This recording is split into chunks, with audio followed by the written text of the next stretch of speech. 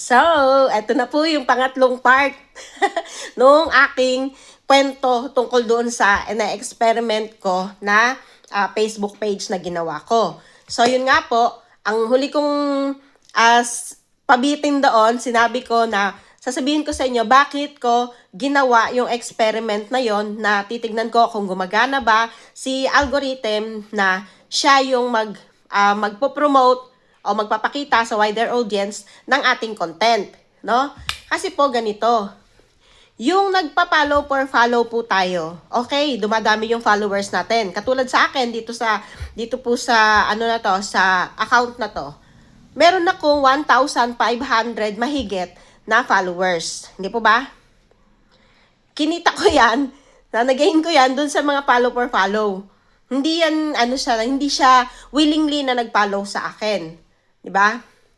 Syempre, sure ako na ang bawat isa diyan, katulad mo rin, busy ka rin gumawa ng content mo 'di ba? Busy ka rin gumawa ng content mo. At hindi mo magagawa na isa-isahin yung mga finalo mo, halimbawa sa akin, follow for follow, 1,500.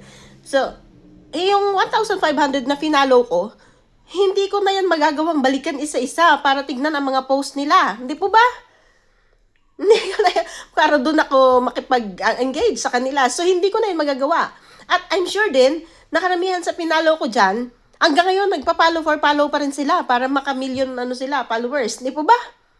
So, ang point doon is, hindi sila willingly nakipag-follow sa'yo, kaya hindi naman yan sila pupunta sa'yo para balikan ka dun sa mga panonood ng mga content mo. Hindi po ba?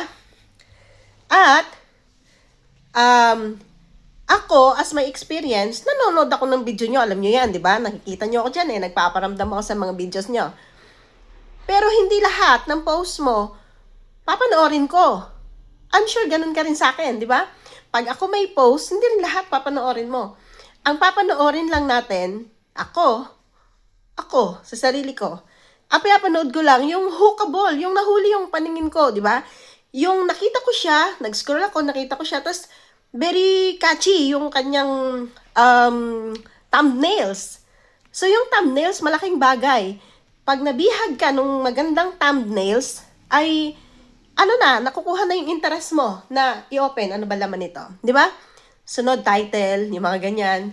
Tapos yung mga, mga watermarks na nakalagay na very interesting. So, doon, di ba? Nahuhook tayo sa ganon. Hindi naman yung bawat darating sa notification natin na